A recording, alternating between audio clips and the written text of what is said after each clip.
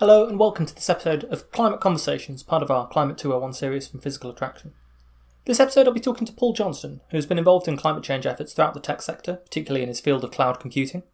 We'll be talking about the community energy projects that he's been involved with, how the technology sector can help deal with climate change, and how it's currently struggling to do so, and how you can help by getting involved in your own organisations. Without further ado then, the interview. Okay, first of all, Paul, thank you very, very much for coming on the show. That's all right. I'm looking forward to it. So I wanted to start with a little bit of background. Could you tell the listeners about your career so far, your career in tech and with Amazon Web Services and so on, and also how you first got interested in climate change in that context? So my career is a little bit varied. So I come from a tech background. So I work as a consultant and interim CTO primarily with tech startups, but I've also worked for Amazon Web Services, AWS, and do an awful lot of various different consulting around tech to primarily earn money. But I also am a director of a community energy company, have been for over 5 years now in my hometown of Milton Keynes. So I have a little bit of understanding of how things like energy networks work and electricity networks. Involved in multiple different projects, mainly solar panels on large-scale roofs, that kind of thing. But in terms of how I got interested in climate change, originally, probably going all the way back to university in the 90s, where I read things like Gaia hypothesis, James Lovelock, that kind of thing, all the way back when. And got a kind of good understanding. You know, I studied, my degree was natural sciences, so physics was a part of all of that. So I kind of have a bit of an understanding from all the way back when. But it's been a kind of strand of conversation rather than a strand of work throughout my entire life, which is why I got involved in doing community energy. And up until recently, where I've been working and doing research for Leading Edge Forum in the last year or so, researching the impact of climate change on globalized businesses. I mean, I wonder if you wanted to talk a little bit more about the community energy projects, actually, because just sort of how did it get started, and what have the challenges been that you found in trying to get something like this off the ground? It's been actually really quite tough. The community energy side of things, there have been opportunities up until around 2015, 2016 to build a portfolio of things like solar panels, things like heat networks, things like certainly at large scales, if you can get the scale. So if you can find a solar farm, so if you can get a field, basically, if you can find a set of large roofs, if you can find the ability to put the large number of solar panels primarily into a space and connect it to the grid, up until about 2016, there were some amazing opportunities to do this because of government subsidies and in the UK and a whole bunch of other things. We actually had the opportunity to put in a number of these things, but the local council where we lived didn't move very fast. They didn't want to work with us particularly. The schools that we talked to with big roofs, they kind of dithered until the subsidies got taken away. And so we ended up in a scenario where we had a few small organizations that worked with us. So instead of having around about a megawatt, we ended up with about 330 kilowatts. So we actually ended up with a third the size because of the complexities of things like the legalities around, leasing roofs and, having to deal with landlords. And actually, when you look at things like the electricity networks, actually the easiest bit is putting solar panels on roofs. That's the straightforward bit. The complex bit is all of the legality, all of the understanding, how to make the right agreements, power purchase agreements, all of that. The legal side is actually the more complex bit. Writing the business plan is the easy bit. It's actually relatively straightforward. It's all the legal side of it, and it's all the permission side of it, and that's actually what takes up the time.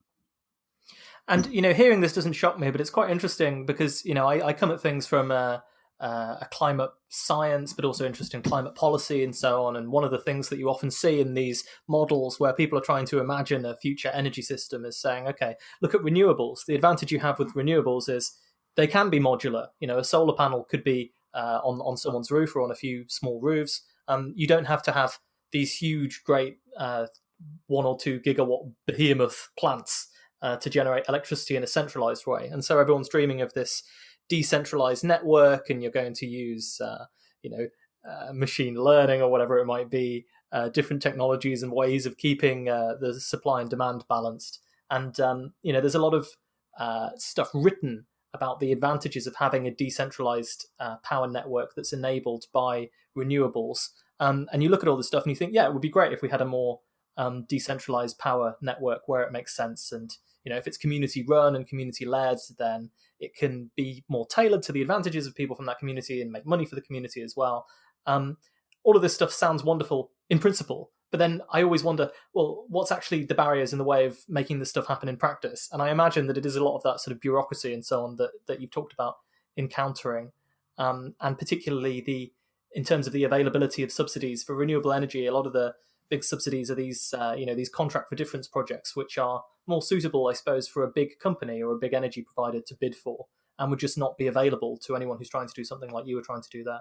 I mean, do you think that having had this experience with decentralized power, it's something more people should try, or do you think it's something that we need a lot more regulations being shifted out of the way of to enable people to do it? So I think it is something that more people should try.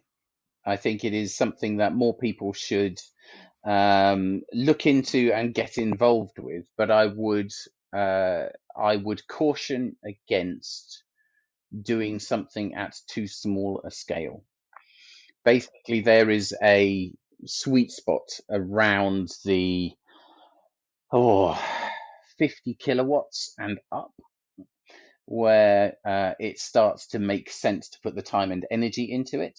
And there is another sweet spot around 250 kilowatts where it actually starts to be, make it affordable to actually be able to pay for the time. So actually, I haven't ever been paid for the amount of time that I've worked in the community energy. It's entirely voluntary at the moment, and we only have one paid member of the board. And part of that is because we're trying to build up the amount of solar panels we have and the amount of revenue we're generating, so that at some point in the future we can start to pay more people and build the company up and do something with the business, so that we can then pay back into the local community in some form of community benefit. So that could be supporting improvements in house renovation, so that they could be more insulated, for example, where people are too poor to do it themselves. And that was the intent of the business in the first place. It wasn't about us making lots of money. It was about us giving back to the community. And I think when you talk about, the things like the contracts for difference, they are basically for big energy companies coming in and doing big projects. And so you're talking capital markets, you're talking, huge numbers. That's not community. That's not distributed grid. That's replacing your gas power, your coal power, your oil fired power stations. It's replacing all of that over time.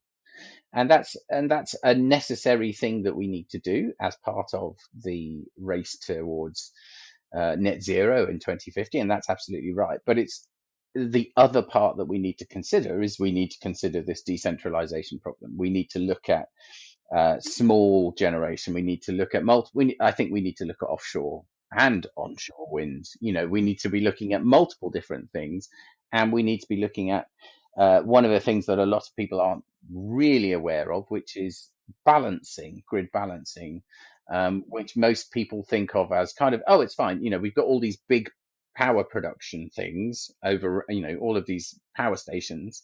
Well, what happens when, there is big demand in one area, or even just moderate demand in one area? Then, we need to still get electricity there. If we can make lots and lots of small generation in an area, then actually that just reduces the pressure on the rest of the grid. So it does make sense. but we haven't got the legislation and the regulation and all of those things to actually allow community energy organizations and companies to spring up to do that. The ones that are successful at the moment all were set up in, either the late 2000s or early 2010s. And that's because the subsidies existed. So there are companies out there in Bristol, Oxford, and various other places, which you can just go and look up, who have significant funds because they've got subsidies. They built scale when the subsidies existed. They have a huge amount of money coming through. They've got people working for them, and they can just keep churning out more work and more solar farms and all of these kinds of things. And there's the rest of us sitting there going, well, we don't have those subsidies. We don't have that scale. And so we can't do those things. So there are some places like Bristol who have really good setups, and there are others who just aren't seeing this. So the value of the local council support, the value of central government and subsidies, all of those kinds of things to bring forward the renewable generation locally, and then the distributed grid, I think is absolutely vital. And I think it's interesting because, as you say, we've in the UK, we're speaking here. We have an international audience, but I talk a lot about the UK because it's the jurisdiction I'm most familiar with. We have this big UK net zero target by 2050. And I feel like the government's perspective at the moment is, okay, we need to throw lots of stuff at this. We need to get all of this offshore wind going. We need to have large-scale projects that are replacing existing fossil fuel infrastructure. And of course, yes, we do need that stuff. But at the same time, when you look at the modelling that people do and the proposals they have for a more flexible, more distributed grid, you think there's no way that's actually going to manifest itself with this kind of top-down approach as your only weapon for decarbonisation. You're going to need to empower people to do bottom-up things like the things that you've been talking about, so that we can have this flexibility, so that we can have this storage, so that we can have a grid where the model is less to do with these massive centralised power plants and power stations that provide electricity to everyone. But instead, you've got a lot more flexibility for it to include different nodes. I mean, people talk about vehicle-to-grid technology as an example for that. The electric vehicles batteries being something that could feed back into the grid. But I feel like it's very easy to draw a model of doing this, and figuring out what regulatory and technical and practical barriers are in the way of doing this it's a learning by doing procedure where you actually have to try and do it and run into the problems so that you know what they are and so that you can solve them along the way. And so it would be good to see more projects like the one that you're doing getting support and sort of running into these barriers, figuring out what they are and getting them out of the way. Yeah, and I think one of the comments I would make around all of that is that the biggest criticism of the subsidies that were created in the past is that they essentially created too much of the wrong kind of energy in the wrong place. It just needs a more holistic approach to understanding where demand exists, how to consider the possibilities of future generation demand as well, how to think about balancing. So it's got to be more than just subsidies for solar farms, subsidies for offshore onshore wind, subsidies for this. It's got to be more than just here, have some money, because that's not going to be a good thing. It's got to be more about how do we want the grid to be, let's subsidize that. And that can be something that the community and community energy companies could and should be involved. But in my dream world, this would be you'd have some sort of bureaucracy which could say to you, okay, well, what are the properties of the grid in your area? Where are some good places where you could get some generation going on a smaller scale? And then look to those businesses who have their net zero pledges and their low carbon pledges and so on, and say, okay, well, you've got a premises here. Would you be interested in funding this and getting some of your electricity from this way and all this sort of thing? And essentially having ways of linking up that information to people who might be interested in getting involved now in light of net zero. So, I mean, when we talk about tech and business then, whether it's the technology industry or indeed in some cases business in general, I think this is improving now, but it was quite often the case that companies either don't view climate change as their responsibility or don't necessarily have a particularly deep knowledge about how their activities impact on it. And it's not necessarily so much denial as thinking that someone else is going to come along and solve the problem. I mean, you described this as the tech industry in particular being unaware and disempowered. Yet in terms of cloud computing and some of the electricity use there and the energy use there and the resulting CO2 emissions, that can be similar to the aviation industry and growing as quickly. I mean, do you think that this assessment of the tech industry as being unaware and disempowered is fair? And if so, would you like to describe how that is the case and why you think it's the case? I think it certainly was the case. I think the tech industry is becoming more aware.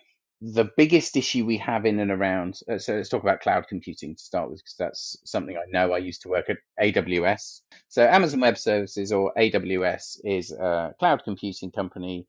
So it allows you to essentially buy compute or computing services in the cloud by the hour or by the minute or by the hundreds of milliseconds even. So you can essentially go and do your compute without having to buy lots of servers in a data center. That's essentially what the cloud is. And I used to work as part of AWS Lambda in the product team there. And essentially, I also tried to find out and support and try to work to try to work out whether I could get AWS to be more green. And since I left, I have done a lot more digging into cloud and cloud computing as a whole, and looked at AWS, looked at Google, which is a big cloud provider as well, looked at Microsoft, a big cloud provider as well, and looked at most of the cloud industry. I mean, AWS is roughly just over 30% of the entire data center industry. Huge chunk of what you see on the internet is run on AWS. So when you talk about, emissions being around, in the same ballpark as aviation from cloud computing, the CO2 emissions from aviation is pretty obvious. You're spewing out stuff from the back of an engine. You don't really think about it when you're, looking at the internet and there's stuff running on a server somewhere, and that server is running on electricity, and that electricity comes from some kind of power station, whether that be hydroelectric or renewables or coal. That somewhere, somehow is producing CO2 emissions, and it is estimated to be around in the same ballpark as aviation. So that's where most people don't see the connection between those two. And cloud computing is definitely growing. The electricity usage is thought to be growing. It's some people say it's flatlining, some people say it's growing massively. I tend to take a middle ground. It's definitely growing in some form, but we don't know exactly how. Lots of reasons behind that. But I do think it's a fair assessment that most people in tech and in the tech industry are disempowered, simply because most people don't have the choice to be able to say, I don't think we should build this on the basis of climate or climate change or CO2 emissions. Most people simply are told to go and build something, and they don't have the capacity to be able to push back on that basis, because most people's apps don't produce that much CO2 on the single basis. It's like my app is going to be tiny. It's not going to actually produce that much that many emissions in total. So I think that's when we talk about being disempowered. Most people aren't really doing it. It's like recycling. Most people's recycling doesn't make any difference whatsoever. But if we all do it, then it makes a big difference. So it's that kind of problem. Most people are disempowered and don't even think about it. And as an energy efficiency problem, I think it's also very interesting to consider, okay, if you're designing an application with a certain amount of compute associated with it that you need to churn through, you will be thinking about minimizing that to minimize the cost. If the compute is a fairly cheap part of the cost of running your overall scheme, then it might not weigh into you to do that economizing. But in terms of the CO2 emissions that result from it, if you can make something that runs on half as many servers, you'll have, the efficiency from not having bloated code or inefficient code or code that doesn't need to be running all the time and all this sort of thing. The efficiency from that kind of stacks up, and then ultimately somewhere results in fewer fossil fuels being burned and less demand for electricity, which makes the transition to renewables easier. There is no way of finding out most of the time how much emissions your app is creating from most of the cloud providers, unless you have gone with Google or with Microsoft, who say that they offset or use or use renewables, or you've got a green data center that you're hosting everything in. It's actually very difficult to get an emissions calculation based upon your usage. So the best proxy you have for the amount of electricity usage you have is actually the cost. So it's the easiest proxy is what is my data bill, what is my cloud bill. The lower your cloud bill, the likelihood is the lower the electricity. So if you can reduce that to as close to zero as possible, then actually you're probably doing the best job you can to make your impact on the environment from your usage of cloud or data centers as small as possible. And this lack of transparency front, I think, is really important as well. There's something coming out of the Rocky Mountain Institute called What Time, which is essentially the aim of that is just to give businesses transparency on where they're using energy, because it's not something that you necessarily know. One thing that he has always pointed out, Amory Lovins of the Rocky Mountain Institute, is that for many businesses, their energy bills just come out of the accountancy alongside the rent, and it's not something that people think to economize on. And I suppose for many computing projects, it's similar in that, as you say, they can't get access to this information about the environmental impact of the cloud computing. And basically the best metric you have is how much you're using in terms of the cost, but you don't necessarily have any way of trying to change what you're doing to minimize the climate impact if you wanted to.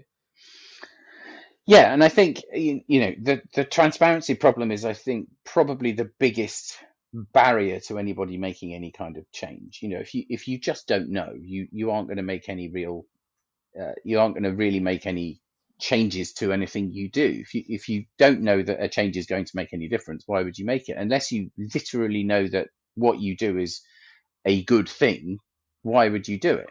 So I think that until you have that transparency, you will really struggle, and most organizations will really struggle. Even when you look at across the board, when you look at sustainability in any organization, the majority of organizations don't actually know their own impact, even though they say they do some kind of impact assessment. And unless you're a really large organization with a team that can do it, most organizations don't actually have that kind of skill set to be able to do it. And most of them still estimate.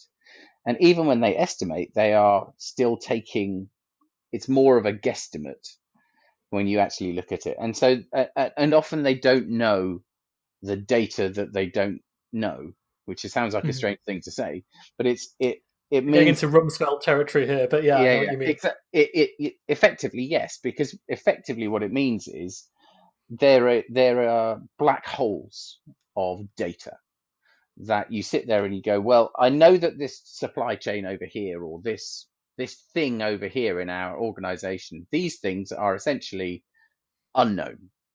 So we are just going to assume that they are X in our emissions calculations or our biodiversity calculations and impacts, because we have no way of knowing. So we're going to take the average for our kind of organization is going to be this, and we know we're this size, so that's going to be our number.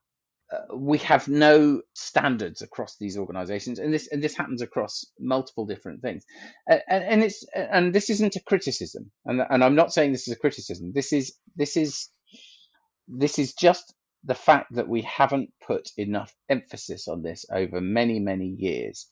There are lots and lots of people who do these things and do them really well. It's just that not every organization has put enough emphasis on this over time to be able to have the right amount of support to be able to do this well. I found this example of Microsoft, who have made this pledge to go either carbon neutral or even maybe carbon negative and draw down emissions over time when it comes to their operations and the direct impact of those. So they're considering, okay, all of the buildings that are run by Microsoft, all of the computers and servers that we directly run, but then at the same time, they're also providing services to companies that are oil and gas companies, which are trying to maximize the amount of fossil fuels that they can extract. And you just think, well, hang on a minute, how can you say that you have a positive impact as a company if, all that you've done is effectively say, well, the number of emissions that can be directly attributed to me are zero, but my activities and my actions are still supporting someone else. It's like, I don't know, the Shell executive who plants a couple of trees in his garden and says, okay, well, I've cancelled out my emissions from driving to work. Time to, go back to being CEO of Shell or whatever, and think that they've sort of done enough to reduce their impact to zero. I mean, do you think part of this is down to something you also talk about, which is the lack of domain knowledge that people have in these companies when they're thinking about climate change and the impact they have on it? Yeah, there is definitely a lack of domain knowledge, certainly at the C-suite level. I think there is also a lack of understanding that it is a systemic problem and a systems thinking problem. So you can't just say, oh, we need to sort out emissions, or we just need to sort out, we just need to measure X and fix that and we will be fine. I think going to the Microsoft conversation very much, I think there is a real problem with saying, oh, we're going to, as a company, we're going to go carbon negative. First of all, we don't have the technology to do it. Secondly, it's a very bold claim and aim, and I kind of support it because they're going to put some money into the development of technologies, and that's absolutely fine.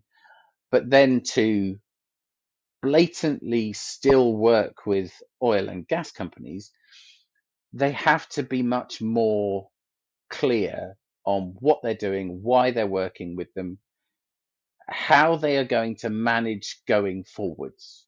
Because it's like I get that you can't just turn off the relationship that you have already built.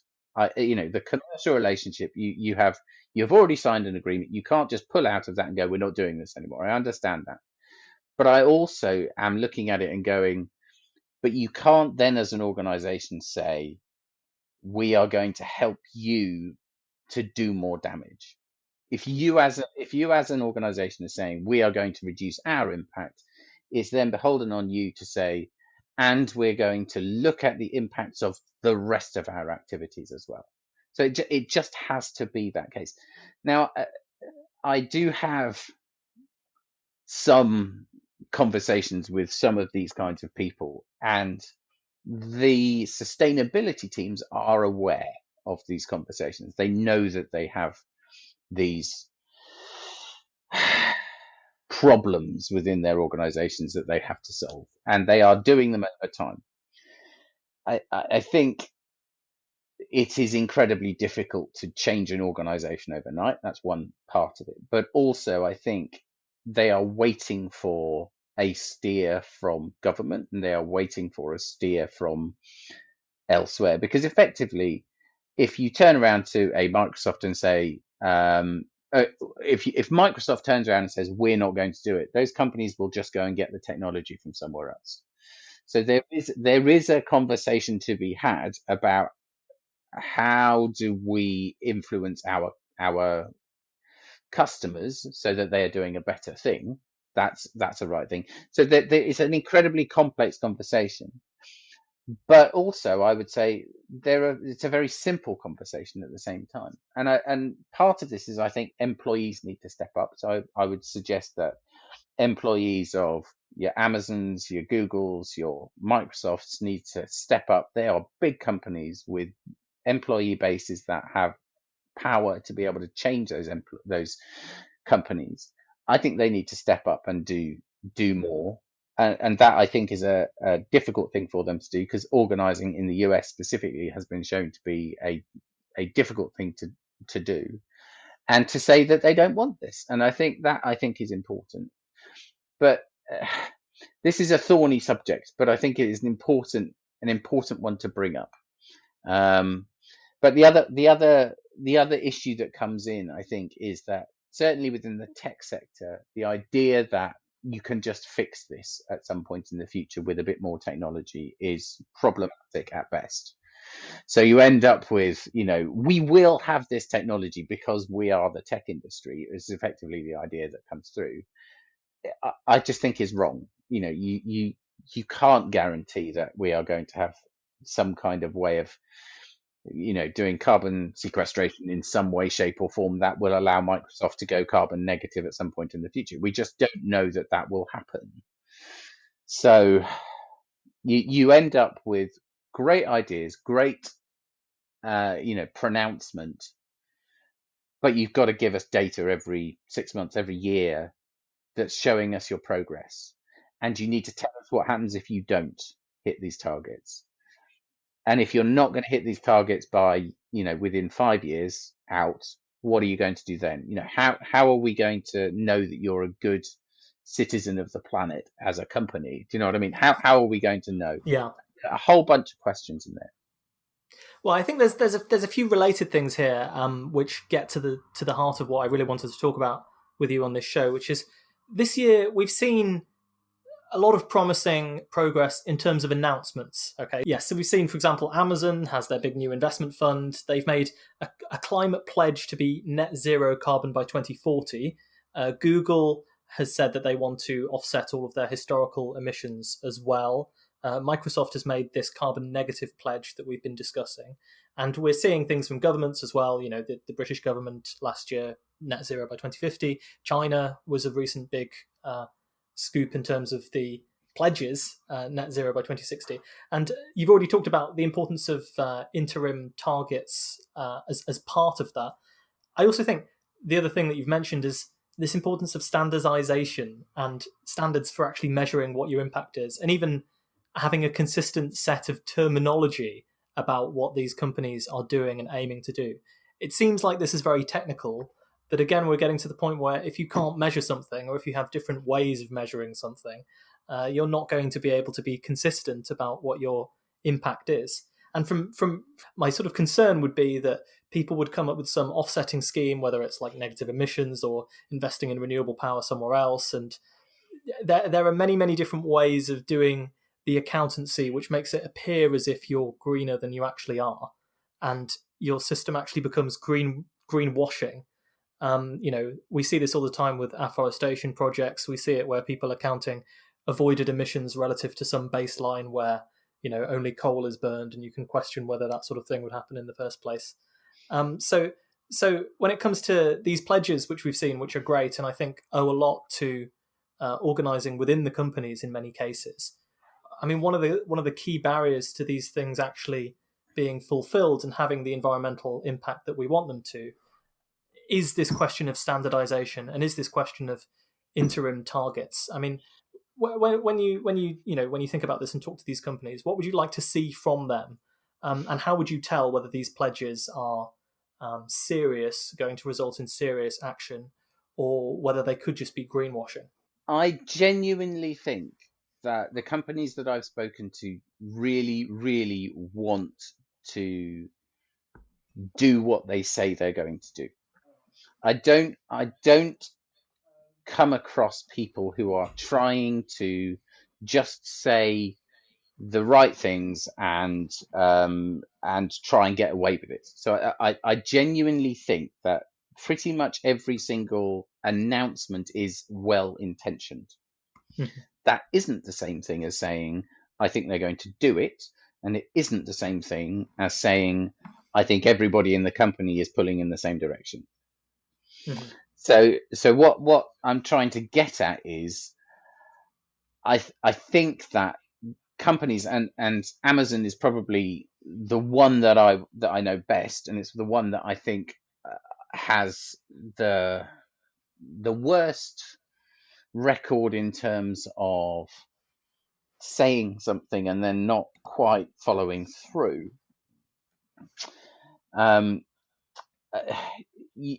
You can basically see that they have, Amazon specifically has big ambitions, has big ideals, says things, and then walks it back a little bit, or it'll water it down, or it'll just stop talking about something a bit later on, or it'll say something different, and you end up with this it's fine, they've said this new thing now, or they've said this new thing now, what they used to say they're not quite talking about. Oh, okay. And I think that is problematic. When you're seeing that, it becomes problematic. What is needed when you're talking about standardization is some way of saying, okay, one company has done X. Has another company done X? Has another company done X? If we haven't got across companies, if we aren't seeing the same things across companies, then I think we aren't able to contrast and compare as to whether one company is doing better or worse than another company. And that is, I think, from my conversations that I've had, I think it's actually quite important within those companies as well. I think they want those things. I think they want standards. But the problem is that nobody has stepped up to identify those standards yet. Nobody has said, we need all of these things as standards. There are, and the biggest issue around that is there are lots and lots of companies who are defining lots and lots of things, but no one has stepped in to say we're going to pull everything together and make it a coherent platform for everybody.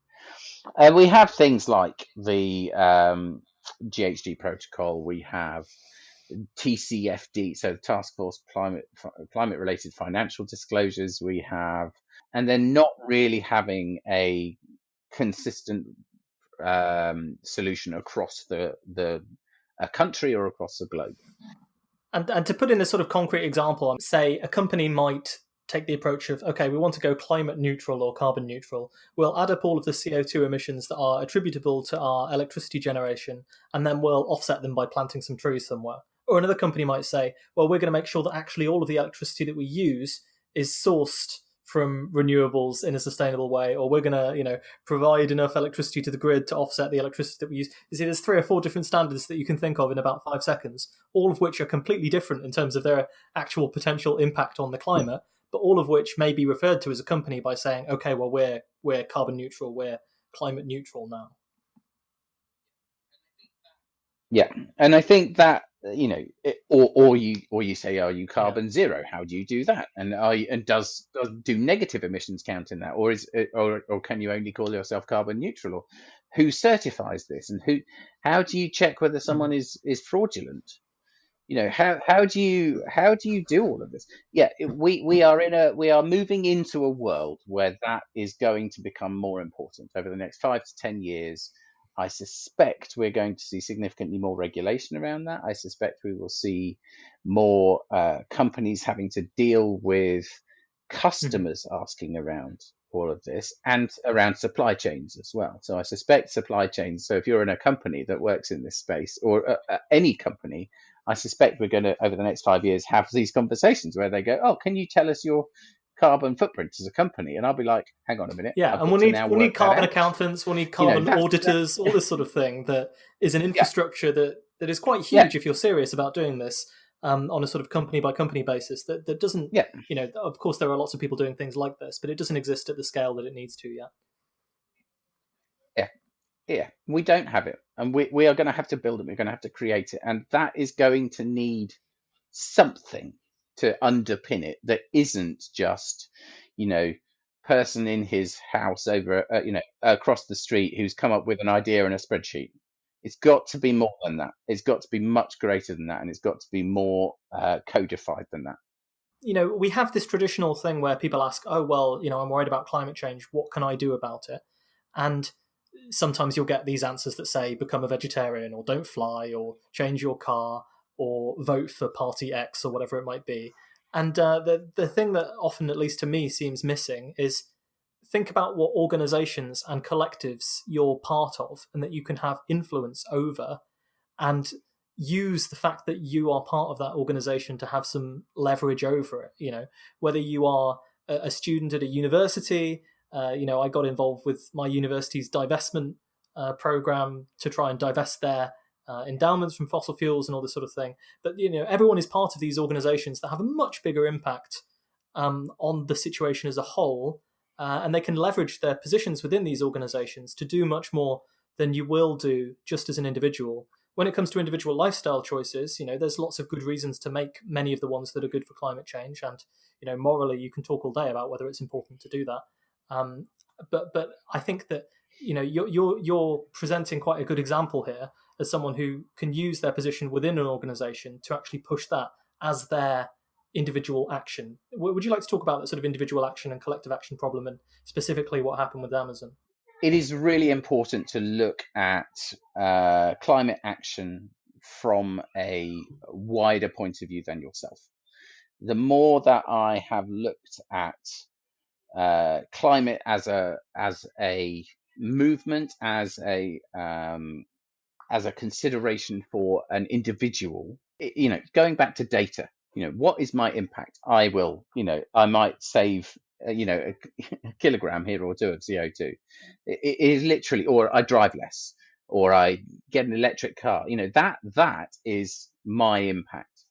That's why I decided to go and help set up and work with the community energy organization, because I was looking at it from the point of view of I can go and help my local community energy organization, and I can reduce the carbon impact and the carbon emissions and the impacts on the local area. And so when I was at AWS, I was sitting there going, how can I help this organization to do the same? Much bigger organization. So that was what I did. I had conversations in and around, which I can't talk about, but I did have a number of conversations. When I left, I continued to look at the organization, and using the public information I had, I wrote things like an ethics of cloud and data centers white paper. And I tried to make people aware of what was known to me, which was, the impacts of how data centers work and the impacts of the organization, and how to then start to think about organizing and changing your company.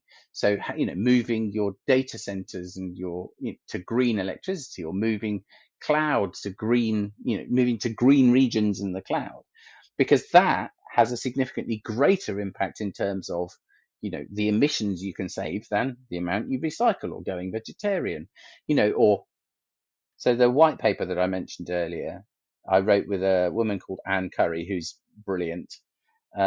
But she and I wrote that, and then the FT got to see it, and the FT then have taken on that they're going to put all of their data centers and cloud stuff into green regions as quickly as possible. So this is the Financial Times, and it's not like they have small a small footprint.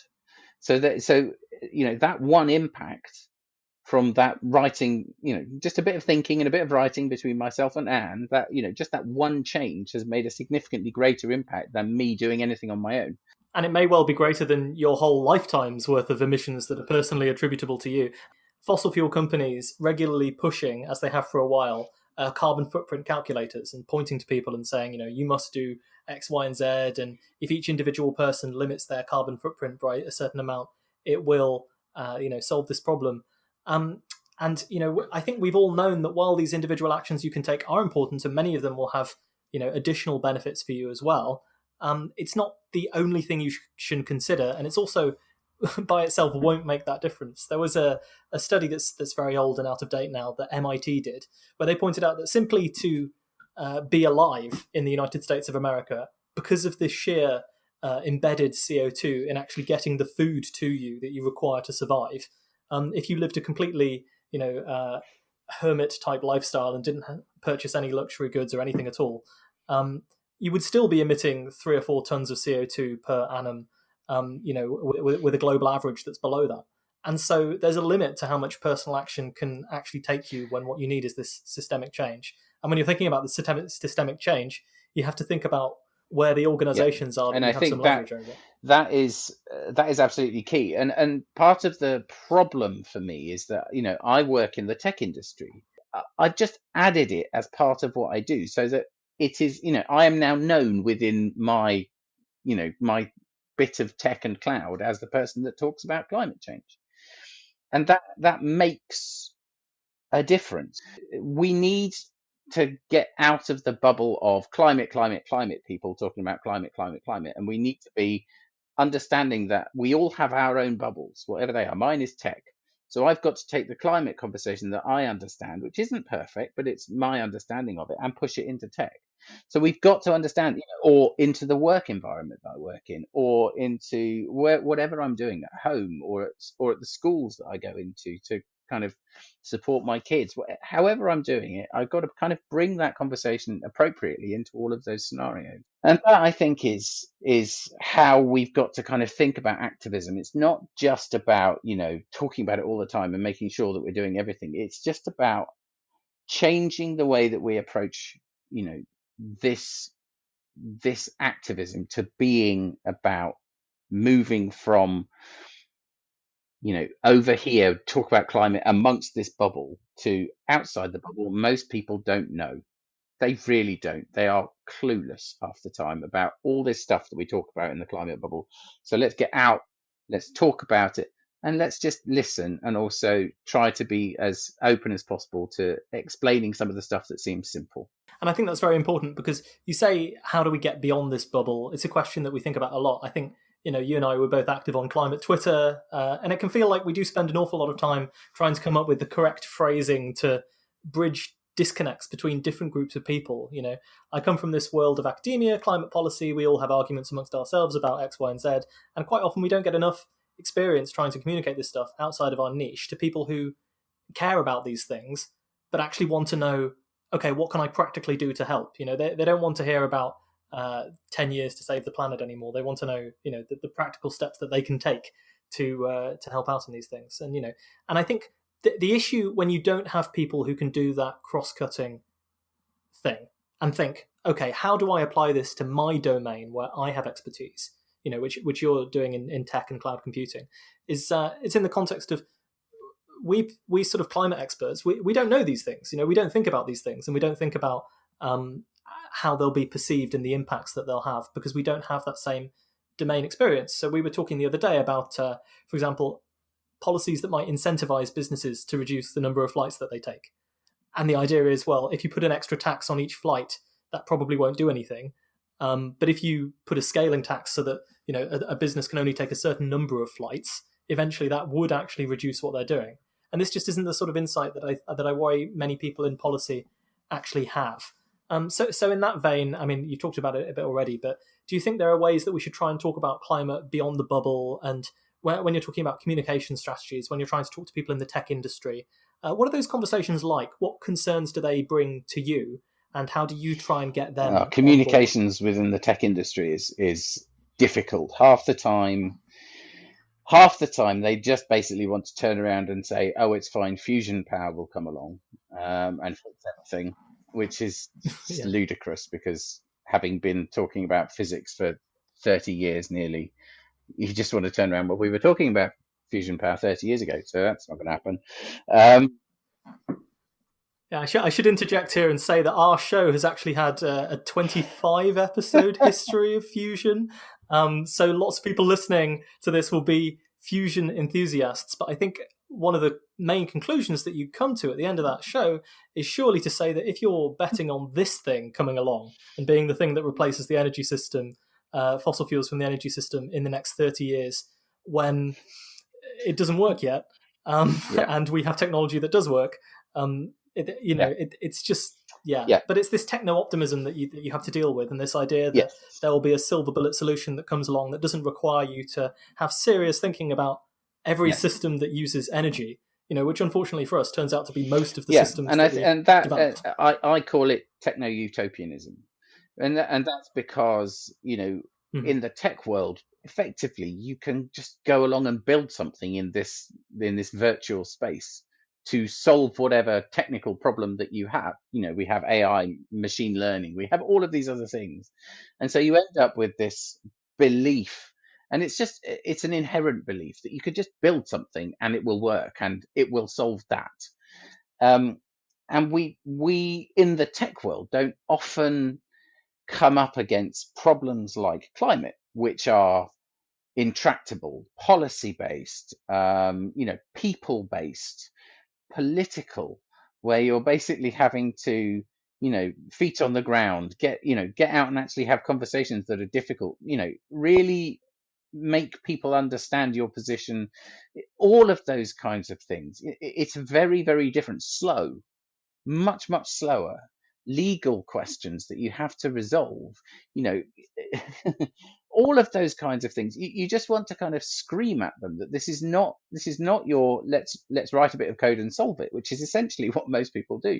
If you look at an awful lot of what people think of, a lot of them try and build startups when they go, oh, I'm going to build something to save the world, which is how a lot of them think. A lot of them will build carbon footprint calculators or offset solutions for businesses, and you just want to sit there and quietly scream into the void. And what you want them to do is to come and talk to some people to understand what the problems actually are before they go off and try and build the solution that they think is needed. And that's where the disconnect happens within the tech world, certainly. It's interesting. I have a sort of anecdote on that point, which is I went to the International Conference on Machine Learning a couple of years ago, and one of the things that they had there was a workshop on climate change, which is what I was there for. And one of the solutions that one of these big AI boffins had come up with was it used generative adversarial networks to produce pictures of what people's houses and what cities and so on would look like if they were flooded under 6 feet of sea level rise or whatever it was. And this is because in the tech guy's head who'd come up with this, the idea is, well, what's the problem with climate change? Not enough people are worried about it. I need to change their political point of view by showing them these pictures of the town being flooded and so on. And you thought, well, it's all great and it's a brilliant project and everything, but it's looking for this Deus Ex Machina and this Deus Ex Tech Machina, and you wonder whether that same guy had also thought, okay, what's the carbon footprint of my own personal work, my research group, and the huge amount of CPUs and GPUs that we're using through, and our flights to these conferences and so on. Had any of this been considered? And you think probably not, because they're thinking, well, we'll just build something and that will resolve this problem. And it's like a solutionism that is quite shallow, and that's where most tech people sit, and it is intensely frustrating for someone who's sat there and been more at the sharp end of all of this, and I've kind of stopped talking to a lot of people about what startup they're going to build, because I can pretty much guess. And when you've done some research into the space, basically you find out most of the things you need to build are policy based, and you need to build something where you're solving the technical problems around legal issues, or technical problems around regulation, or the technical problems around communication, or something like that. It's very different to the technical problems around which bit's going to get flooded, or where should we put all the solar panels on all of the roofs in a city, which is one I've seen. That it's beautiful and very pretty and very helpful, but it's like, that's just not going to fly, because nobody's going to put the solar panels on unless someone else pays for them, and then the city says that that's a reasonable thing to do, and then someone's going to connect them all to the grid, and who's going to pay for that? You sit there and you go, that's lovely, but that's just never going to happen, so why? And all of that. Yes, you've made a wonderful data set. You quietly despair of the tech industry at that point, and you kind of want the climate industry, the climate world, to kind of start shoving the right ideas towards the tech industry, saying, can you please build this? If you could build this, we would be a lot happier, and stop building all of these other things. And I think that's where we end up. But most of the tech world isn't aware of that yet. And I've tried, but it's like I've kind of stopped trying to tell them. There's a concern that this lack of knowledge can also translate to a lack of understanding about how climate change is going to pose risks to various different businesses. Not just necessarily, not knowing how your business is exposed in a financial sense, whether it's to a carbon bubble or to an industry that will be damaged by climate change. But you've spoken about, for example, businesses that are now trying to understand the impact that extreme weather events are likely to have on their premises and property and so and you've been doing research into this area. Would you like to talk about that?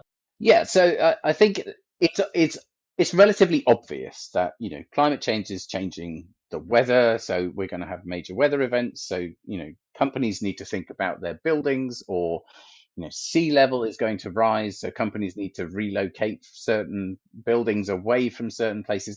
That's obvious, I think, to a lot of people in terms of risk.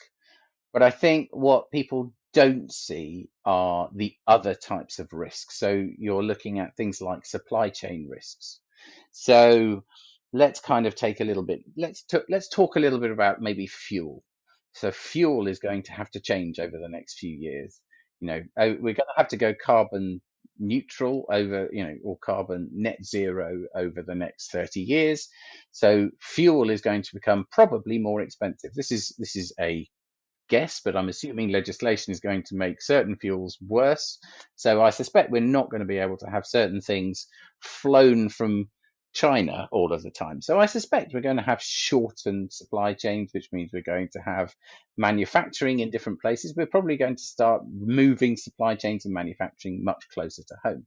So all of a sudden, companies that are used to basically manufacturing elsewhere for much, much cheaper are going to have to start thinking about bringing things back. So the risks are not just about all of this, the climate side of things. They're actually much wider and much deeper to an awful lot of companies. And I think when you think about how climate affects everything, if you're not thinking about those kinds of things now, a lot of companies are going to get caught out.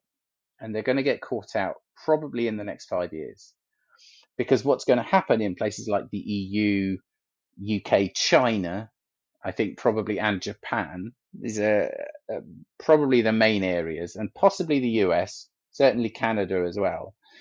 There's going to start to be legislation that starts to cement this in place and starts to ramp up the changes that are going to need to come along. So, your fuel is going to change. You're probably going to start going towards more electricity based, transport around countries. You're going to, probably use less shipping. All of these things are going to start changing the way you have to think about your business. And so at the C level, you're going to be, the C-suite, your chief executives, your chief financial officer, all of those kinds of things, your operations officer, they're going to have to start putting in strategies in place now to start thinking about supply chains, but also then distribution. Can you still be a globalized company? Are you going to have to think about maybe automating your warehouse, automating your production, maybe putting 3D printing in various different parts of the world? How are you going to do it? What's your future? So I think when you look at the future of business and the future of climate, you are thinking very much, most people think about risks in very simplistic terms. When you think about business and when you think about the changes that are going to be coming down the line, there are significant risks. And one of the biggest problems at the moment in terms of assessing that risk is that there are not good capital risk models. So actually, when you look at the capital market, so where companies get their money from, effectively, when they're borrowing large scale, tens of millions, hundreds of millions, borrowing money to go and build new things, to go and do cool new stuff. There isn't a good model yet for the companies lending them the money, the banks, to actually assess whether or not they've got good climate risk plans in place. So we are in the realms of just beginning to set this all up. And that, I think, is where the next few years is going to start to see some really interesting movement. So here in the UK, just to set this in context, we recently had this 10-point green plan announced, and one of the things that's been announced as part of that, ancillary to that, is this idea of climate-related financial disclosure on the part of companies, investors and so on. And defining the scope of that, which I think is what we're talking about here, is very difficult when you consider just how much of the economy is going to have to be changed to get to net zero, and the knock-on consequences that has on things like supply chains, as you're talking about here. And we are going to have to all think about this. As much as they say, the UK government has said, it's going to only be bigger businesses and publicly listed businesses, it is going to be all of us. And that is going to have a knock-on effect to the EU, because the biggest trading partner, whether or not, all of the other things happening around it, it's going to have a knock-on effect. It's going to have a knock-on effect to the wider world. So I think, much as we don't see the effects yet, we are going to start to see effects at some point in the not too distant future.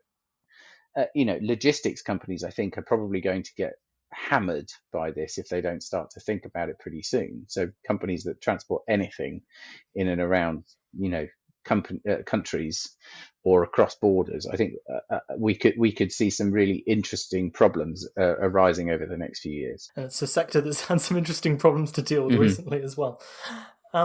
I know that there are going to be plenty of people working in tech or adjacent industries who are listening to this, and many of them, if they're listening to me, will also be very concerned about climate change as well. So I just thought we could round off by maybe asking, what advice would you give to someone listening to this who is working in one of these industries if they want to make a practical difference? What do you think they should do? So practically, very simple. Just start to read up around all of this. Find some way of being an activist within your organization. Don't try and change everything, but start to have the conversations. One of the recommendations I make in the research is start to have the conversations with your head of sustainability, whoever that is, and start to offer your support. If you're within the tech space, I think they are going to find that to be very positive, actually, because I think we're going to be moving into a world where the collaboration between data and sustainability is going to become significantly greater. So going to someone who is heading up sustainability and saying, how are we going to be developing our data platforms over the next few years? Can I help with that kind of effort? I think is going to be an interesting conversation to have. They may not have even thought about it. It could be the kind of thing that would be particularly useful. I think that's an interesting space to go into. And that, changing the organization, often what I've seen is it takes one or two motivated individuals in an organization to start promoting or suggesting ideas about how an organization can change. So there's that as well. Very, big globalized organizations, one or two people can actually make a significant change. So I think those kinds of things make a big difference as well. Apart from that, get involved in something locally. Look at whether or not, community energy is something you want to do. There are numerous community energy organizations out there who will happily give you half an hour on the phone and tell you about what they've done, how they've done it, and give you some advice. Very happy to. Loads of them out there. Give them a call, get in touch. It's an enjoyable thing to do. It's hard work, but it's very rewarding as well. And those kinds of things are what I would suggest. And I think people will realise that actually, when you start to do some of this stuff, you find it a far more optimistic experience than just sort of dreading the future or being concerned about it or feeling powerless about it. Because actually, through leveraging other people's interests, through leveraging the organisations that you're in and the position that you're in, you may not know it, but you have more power than you think. And certainly, we saw this article that was sort of roundly mocked recently where it was saying send fewer emails to help with the climate change crisis. And I think what we're really coming away with here is send more emails, but just change what they're about. Talk to people and figure out what's going on, in the systems that you're part of, and think about how you can change them for the better.